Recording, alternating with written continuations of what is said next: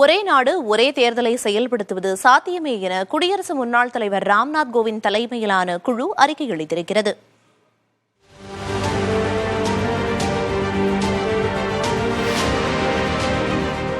ஒரே நாடு ஒரே தேர்தல் நடைமுறையை ஆய்வு செய்வதற்காக குடியரசு முன்னாள் தலைவர் ராம்நாத் கோவிந்த் தலைமையில் கடந்த ஆண்டு செப்டம்பர் 2ஆம் தேதி உயர்மட்ட குழுவை மத்திய அரசு அமைத்து இருந்தது. 191 நாட்கள் தொடர் ஆய்வுகளையும் பல்வேறு தரப்பிடம் ஆலோசனைகளையும் நடத்திய இக்குழு 18,626 பக்கங்களை கொண்ட அறிக்கையை குடியரசுத் தலைவர் திரௌபதி முர்முவிடம் தாக்கல் செய்தது. இதில் ஒரே நாடு ஒரே தேர்தல் நடைமுறையை செயல்படுத்துவது சாத்தியம்தான் என இக்குழு கூறியுள்ளது.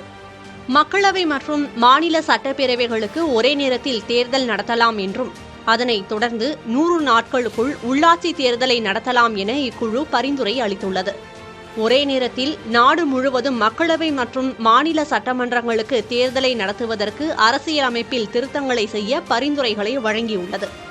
ஒரே நேரத்தில் தேர்தல் நடத்துவதற்கு அரசியலமைப்பில் திருத்தங்கள் செய்ய மாநில அரசின் ஒப்புதல் தேவையில்லை எனவும் விளக்கம் அளித்துள்ளது. தொங்கு சட்டசபை, நம்பிக்கையில்லா தீர்மானம் போன்றவற்றால் ஆட்சி இழப்பு நேர்ந்தால் ஆட்சி காலாவதி காலத்திற்குள் புதிய தேர்தல் நடத்தப்பட வேண்டும்.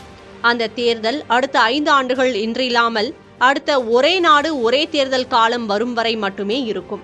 தேர்தல் அத்தியாவசிய தேவைகளை பூர்த்தி செய்ய தேர்தல் ஆணையர்கள், பாதுகாப்பு பணியாளர்கள், தேர்தல் பணியாளர்கள் மற்றும் தேர்தல் இயந்திரங்கள் ஆகியவற்றுக்கான தேவையான நடவடிக்கைகளை மேற்கொள்ள வேண்டும் என பரிந்துரை வழங்கப்பட்டுள்ளது.